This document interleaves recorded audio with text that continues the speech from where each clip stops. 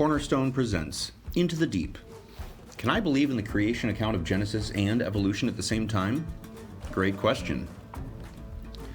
Let's take a look at Scripture first. Genesis lays out God's creation of the world over 6 days.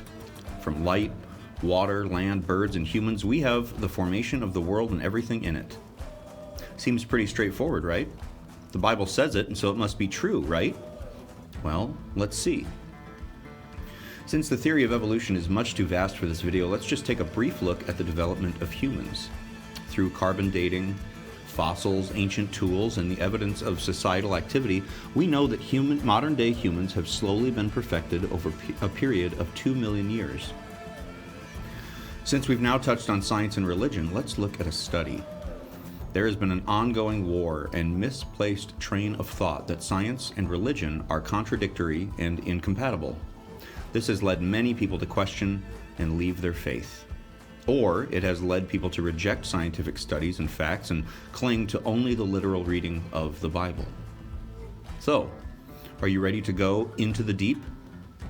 The question is, can I believe the creation account of Genesis and evolution at the same time? Believe it or not, the Vatican itself has an observatory, which is a building with a powerful telescope used to study outer space. It is run by theologically and scientifically trained clergy and laity. Father George Coyne says, "Science can purify religion from error and superstition. Religion can purify science from idolatry and false absolutes. Each can draw the other into a wider world, a world in which both can flourish." So a few slides ago, we looked at and skimmed over very quickly the 7 days of creation. It's simple, right? But the danger of taking this story literally, meaning word for word, is that we can lose the mystery of creation. And even more dangerous, we might lose sight of the brilliance of the Creator. The Catechism speaks extensively about the incomprehensible act of love that God had just by making us. But not only making us, but guiding us and dwelling with us throughout all of history. Pope Emeritus Benedict XVI says, "We are not some casual and meaningless product of evolution. Each of us is the result of a thought of God. Each of us is love. Each of us is necessary." He also says, "There is a great deal of scientific proof in favor of evolution, which appears as a reality that we must see and that enriches our knowledge of life and of being as such." Science takes things apart to tell us how they work. Religion brings things together to show us what they mean. A Jewish rabbi said that. So, God doesn't need us. God doesn't need anything. God created the universe out of nothing. Part of the mystery and beauty of creation is that God is the ultimate source of everything. Catechism says, if God had drawn the world from pre-existent matter, what would be so extraordinary in that? A human artisan makes from a given material whatever he wants, while God shows his power by starting from nothing to make all he wants. Also, did you know that the theory of what we call the Big Bang was formulated by a Catholic priest?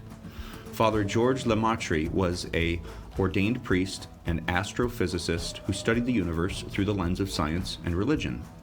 This is one way to scientifically explain and give meaning to the phrase, out of nothing. The universe and everything in it was made good. Without religion, we would just say that this all came together through random chance. Without science, we lose sight of the absolute genius of the Creator. Just because a process involves natural functions that have random outcomes, DNA for instance, this does not mean that they are not ordered and serve no purpose. Just like the game of roulette, everything about the game was purposefully designed for chance. Modern scientists have begun to recognize that for evolution to occur at all, the universe must be structured in a very specific way that seems to reflect a divine purpose. God, using natural causes that include chance, reveals his power, intelligence, and skill in an even greater way than if he intervened miraculously to create them. Remember, when Genesis was written, it started as an oral story passed down through generation after generation. It eventually became written down and preserved in Scripture. But anyone who told, heard or wrote down the creation story had vastly inferior understanding of science compared to us today. They would have used the mythical literary devices available to them at that time. For instance, Genesis says that the world was created in 6 days. But Scripture also tells us in the Psalms and in a letter from St. Peter that to God 1,000 years are as one day. What's preventing us from saying that each day of creation was actually thousands or even millions of years?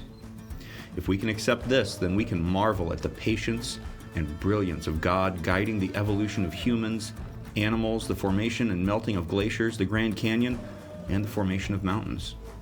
If we can accept this, it means that God was creating and guiding the world over billions of years, all to get to his most beloved creation, you and me. So, if God made all of creation and said, "It is good," and if God is all-powerful, all-knowing, and all-present, why does he let bad things happen? Well, that's because he has given us the greatest gift and also the greatest burden of free will. From choosing to do right or wrong, choosing a college major, choosing a spouse, or choosing a career, God lets us choose because he gives us free will. The fact that we have free will and choose sin initiated a fallen world. This is indirectly why there is cancer, mosquitoes, floods, crime, and hurricanes. None of these things were in God's plan for creation, but because of our free will to choose sin instead of God, sin and flaws in nature entered the world. We call this fallen nature because none of these things existed in the perfect creation that God made. This is a tough and complex subject. Welcome to the deep. Now, let's take a closer look at how God is present to creation and transcends it by looking at the work done by St. Augustine and Charles Darwin. The great St. Augustine spent his entire life poring over the scriptures, Genesis specifically. Remember, he lived in the 4th century. He was asking questions and formulating explanations about creation that science would not be able to answer for centuries. Some of the points he taught on and noticed was that God commanded creation. Let there be blank. He spoke, and it happened. Augustine noticed rational seeds embedded in nature and the world. This goes along with the order and good that we talked about earlier. He also muses on the fact that the first man, Adam, could not survive as a helpless baby, so it made sense that he would be a young man in the prime of his life. He realized, though, he was on shaky ground since that goes against nature, the order and good of nature. He is quoted saying it doesn't go against nature except from our point of view, but not from God's. Augustine saw this a strange way to think of nature from going inanimate matter to full-grown complex animals in such a rapid 6-day period. Yet he remained confident that the Creator would have some way to ensure this process happened. The Creator did have a way. Modern science calls this way evolution. Augustine could have never hypothesized common descent with modification through millions of years because he had no idea of the age of the Earth, which Darwin had discovered through geology. Charles Darwin founded evolutionary biology in the 1800s, and as St. John Henry Newman pointed out, solved the answer to St. Augustine's riddle. It was not a single step from mud to man, but the modification through a long series of living ancestors. Without realizing it, Darwin went a long way toward securing the core theological principle behind Augustine's interpretation of Genesis. Charles Darwin did not write about evolutionary theory to disprove God or religion. He merely was researching and reacting to what he found in nature. Looking at the natural world through the lens of both science and religion is a beautiful and rational way of seeing God's handiwork. Reflect on this quote once again. The information in this video came from various sources, but most importantly, the Catechism of the Catholic Church, the New Jerome Biblical Commentary, which has insights on every verse in Scripture, and a book called Engaging Catholicism, Creation.